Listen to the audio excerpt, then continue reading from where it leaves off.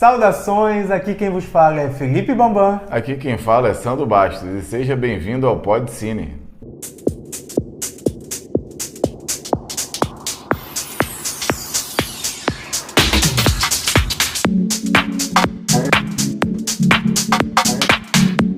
Atenção, Podciners! Nós vamos falar agora de um filme, lançamento. Qual é o filme, Sandro? Tetris, o nome do filme, lançamento da Prime Video, isso mesmo? Que Prime Video? Não, isso mesmo nada. Apple TV. Ah, é, cara, Apple TV. Eu fiz meio com Prime Video, cara. Apple TV.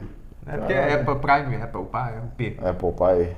Tetris que é um clássico. Eu ia falar, isso que eu ia falar, que é um jogo, se você tá estranhando o nome do filme, porque parece o nome do jogo, daquele que antigamente em qualquer camelô do centro da sua cidade vendia, é ele mesmo. Se você pensou certo. Pensou muito certo. Mas só que esse fala sobre como surgiu o jogo e como foi a implementação do jogo mundialmente. Como adquiriram os direitos de comercialização do jogo, né? Isso aí. Você pensa, uma coisa besta, como um filme sobre o direito de comercialização de um jogo, mas na verdade esse jogo foi inventado na Rússia, só que na época era a União Soviética, né?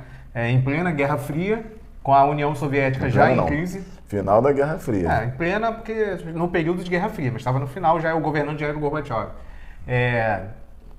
E a dificuldade que foi para você conseguir licenciar um jogo pertencente à União Soviética. Aqui o Tetris foi inventado por um programador soviético que ele inventou para ele passar o tempo dele mesmo, só que os amigos de escritório dele, que ele trabalhava numa repartição pública, né, porque tudo era público, e ele trabalhava numa parte de programação de uma das repartições públicas da União Soviética, e os amigos gostaram e ele foi passando de disquete em disquete para várias pessoas, até que um caçador de jogos novos dos Estados Unidos chega e consegue interceptar esse jogo Tetris lá e começa a guerra para adquirir os direitos sobre o jogo, que é um jogo que ficou grude e até hoje é grude, né? Pra quem não está associando o nome ao objeto, Tetris é aquele jogo dos bloquinhos. Será que na edição dá para botar aqui o joguinho do Tetris? Dá, acho que dá. Pelo menos alguma coisa dá para botar. Tá, então vai aparecer aqui, ó, o Tetris. Aquele joguinho dos bloquinhos, né? E no filme eu reparei uma coisa que eu nunca tinha reparado. Todos os blocos são formados por 4 bloquinhos. Por isso nunca que eu falo sobre o porquê do nome Tetris. Que tetra, que sempre são 4 quadradinhos de formas diferentes para encaixar. E de tênis, que o programador que inventou o jogo era muito fã de tênis. Gostava de tênis, inclusive mostra a cena dele jogando tênis com os filhos. E é aquele joguinho dos bloquinhos que vão encaixando, é quando você completa uma linha, aquela linha some, e o objetivo é um jogo praticamente infinito, né? O objetivo é nunca chegar, você não... No topo teto da tela, aí você perderia, quem fizesse mais pontos ganhava, era por aí.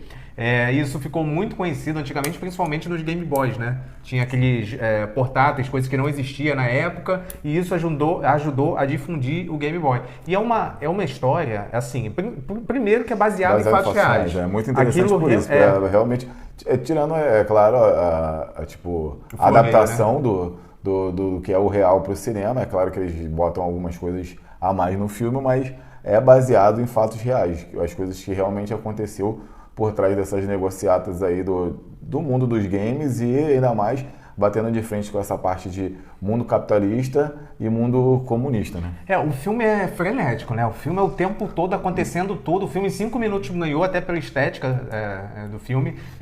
E assim, se aconteceu 1/3 do que está descrito na vida real, já foi muita coisa. Porque acontece de tudo um pouco no filme, é um reviravolta atrás de reviravolta, é um filme que fala sobre política, sobre ganância, sobre sonho, sobre família, sobre um monte de coisa, sobre suborno, mostra a parte... Acho que a grande adaptação do filme é essa parte de humanizar as coisas, tipo, botar uma família no meio, essas coisas, botar um dos personagens lá, que era o filho do dono da empresa bilionária lá da...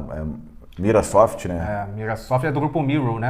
Acho que é da Inglaterra, de Londres. Isso, botar ele como um CEO de Araque, né? Que o pai bota ele de CEO para ficar de boi de piranha lá, enquanto ele faz as falcatruas. Acho que essa parte também foi meio que a adaptação, de mostrar como se o cara fosse um bobão. que não não tinha sei, nada. Na verdade, no final cara, eu do não filme mostra acredito. que ele foi absolvido, né? Sim, mas foi absolvido porque não conseguiram vincular nada com ele. Isso. Mas isso não quer dizer que ele era inocente. Sim. Entendeu? E também é dessa aproximação do personagem do Hank Rogers, né? Que é o cara que consegue realmente trazer os direitos de Tetris para o mundo ocidental. Essa coisa dele com a família dele, essa relação com a família dele, humanizam, né, o personagem, trazendo essa coisa de que ele fazia tudo aquilo pela família dele, que também tipo, devia ter 3% disso e o resto ganância vai ficar rico mesmo. Não sei, mas... E assim, o filme é muita informação, tem que ficar ligado o tempo todo. E é interessante, porque tem muita negociação no meio, aí você tem licença para o mundo todo, licença para um país, licença para o outro, licença de computador, licença de videogame, licença de fliperama e licença para um portátil que nem havia sido inventado, ainda estava nesse processo. Uma loucura. Eles só ficaram sabendo que, na verdade, na União Soviética, naquela época, não tinha nem console de videogame. Era só computador e olhe lá. Então, até quando na parte da negociação, o cara da repartição responsável pela negociação desses direitos não sabia nem o que era videogame, porque não existia na União Soviética videogame. Então, é muito interessante, principalmente para mim, foi muito interessante esse pano de fundo político aí, desse contexto da União Soviética ruindo como potência, né? Você começa a ver que, no final das contas, cada um estava correndo por si, porque sabia que o comunismo ia ruir. Então, muitos políticos de carreira da União Soviética corruptos, querendo dinheiro para si, para poder se manter. Foi o que aconteceu na realidade mesmo. Sim. Muitos magnatas russos atualmente são multimilionários por conta dessa época, na dissolução da União Soviética. Cada um pegou um pedaço para si, sabia que tudo ia ruir, cataram um pedaço para si, um ficou com as armas, outro ficou com petróleo. Eles foram, enquanto tinha bolo, eles foram dividindo o bolo em pedaços grandes para poucas pessoas, e o filme mostra bem isso também. Todo mundo querendo sua fatia ali na União Soviética. É bem legal que mostra a dureza do regime soviético. Sim, mostra a realidade do povo soviético. Um choque de cultura, um choque de cultura bem representado. A estética do filme me ganhou, porque é um filme sobre videogame dos anos 80 e tiveram bastante cenas de passagem de tempo, de viagem, né? Porque o personagem principal mora no Japão, aí ele tem uma empresa ele é holandês, foi criado em Nova York e mora no Japão com a família. E tem muita viagem para negociação. Sim, e a viagem estilo Street Fighter, né? Aquele Street Fighter de antigamente, né? Aí mostra um desenhozinho de um videogame no estilo da viagem para quem conhece o jogo aí, Street Fighter. É igualzinho, tem uma cena de perseguição de carro, que é uma cena real, só que aí quando o carro bate assim, mostra o carro como se fosse videogame. Como se fosse mostra a contagem mostra a contagem de vida. Sensacional, cara. Eu achei muito perfeito. O filme, ele pega essa parte de política, essa parte de jogos, de cultura geek, né? Cultura nerd, ainda mais a gente que viveu nesses anos de 80, 90, que todo mundo tinha um console da Nintendo ou da Sega em casa. Então mostra essa disputa de Nintendo, Sega, Atari, de desenvolvimento de jogos, essas coisas de direitos autorais, fala muito sobre jogos.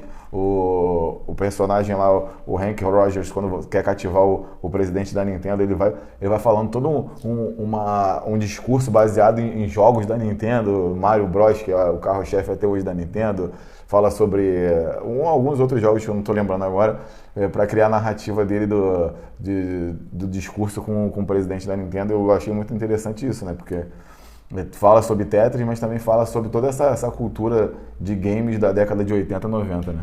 Quando em certas partes onde houve mudanças no roteiro lá, muda parte na história, igual o Tarantino faz, parte 1, parte 2. Eles botaram game, né?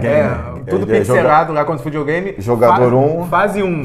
Jogador 1, jogador 2, tinha tudo isso, né? No jogador 1, jogador 2, é muito, muito bem feito, porque assim, combinou muito com o filme, combinou demais com a história, é uma história bem dinâmica, a trilha sonora é maravilhosa do filme. Toda essa trilha sonora de anos 80 mesmo, que se passa, se eu não me engano, em 88, né? Eu não lembro. 88, porque começa o Alexei, que é o desenvolvedor do jogo, acho que ele desenvolve o jogo em 82, 83, e aí só chega nas mãos do cara lá que vai ver o jogo em 85, e aí só sei que só chega nas mãos desse Hank Rogers, que vê o potencial mundial de Tetris, junto com o pessoal da Microsoft, né? Microsoft. Microsoft em 88, que é o boom do Tetris. Até porque o Rogers viu esse potencial de colocar dentro de um console que está sendo recém-inventado, que era os portáteis, né, que foi o lançamento do Game Boy.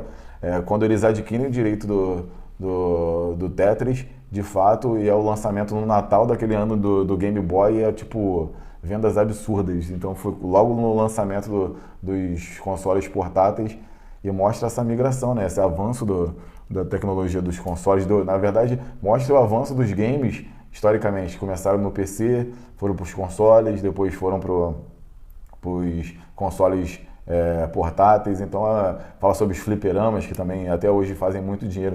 Por mais que a opção de gente tem em casa... Hoje em dia menos, né? Não, hoje em dia o que acontece? Hoje em dia tem mais em shoppings, né?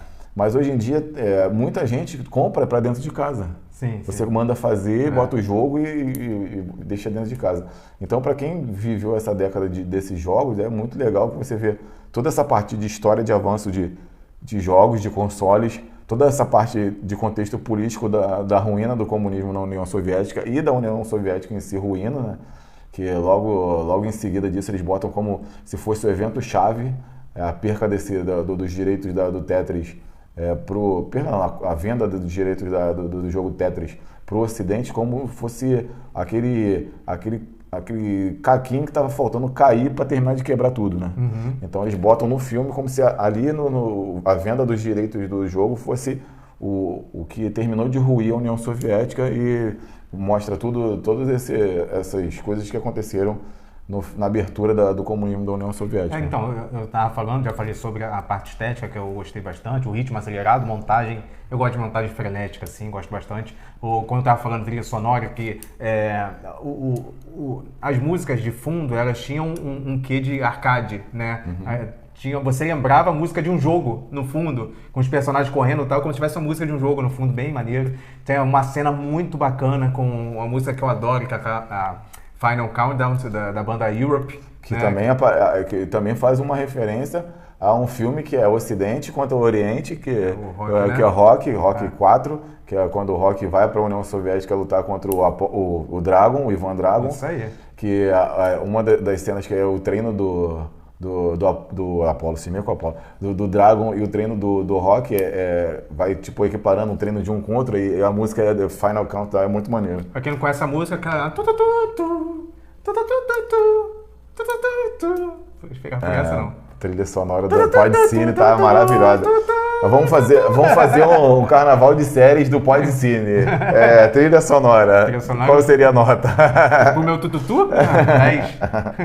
Então é isso, gente. O filme bastante divertido, dá pra família toda ver. Não é um filme tão simples, né, pra criança ficar chocada. Eu acho que, tipo assim, eu não tenho nada demais para uma criança ver no filme, seria totalmente admissível uma criança ver, mas eu acho que não vai entender nada. O filme é bem dinâmico, com referências de uma época que ela não viveu, entendeu? Uma época que não viveu, política. Então pra ela ver, você tem que fazer uma introdução prévia para ela conseguir chegar a isso. Até porque hoje em dia a gente não tem...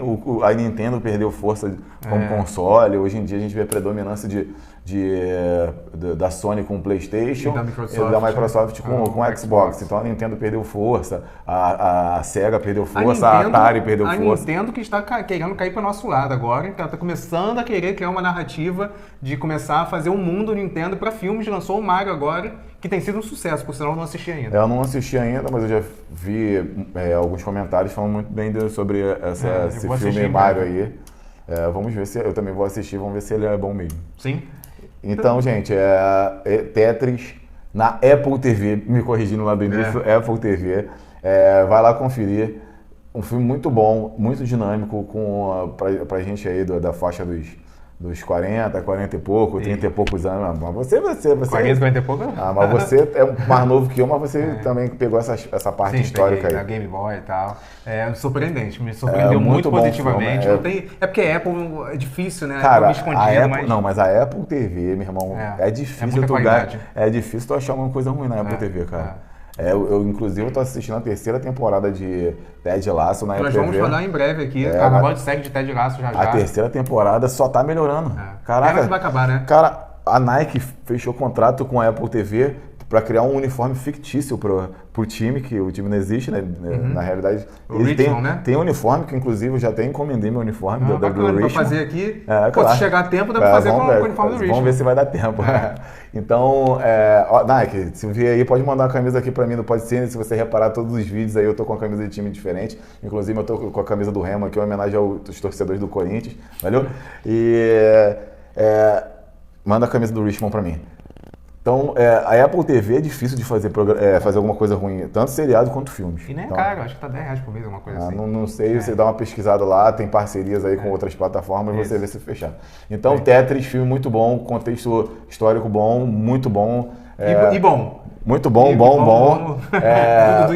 História sobre os games, a evolução dos games no mundo também é maravilhoso, então vale a pena conferir. Tetris, canal Apple TV. Vai lá dar uma olhada, né, Bambam? Antes da gente encerrar nosso vídeo sobre Tetris, Bambam, fala pra gente o que a gente precisa de ajuda de quem tá vendo a gente lá no canal do YouTube, quer dizer, aqui no canal do YouTube. Pessoal, dá um joinha aí, é importante você curtir, comente algo que você tem achado, pode dar sugestão, se inscreva no canal, quem não é inscrito ainda, obviamente, e quando você se inscrever tem a opção lá do sininho, vai abrir um sininho, vai em opção todos, porque todo lançamento nosso vai aparecer aí pra você na sua tela do seu celular. Isso aí, gente, esperamos vocês vendo não só esse vídeo, como todos os outros vídeos do nosso canal aqui. Até o próximo com a gente do Podcine. Valeu, galera. Valeu, um pessoal. abraço.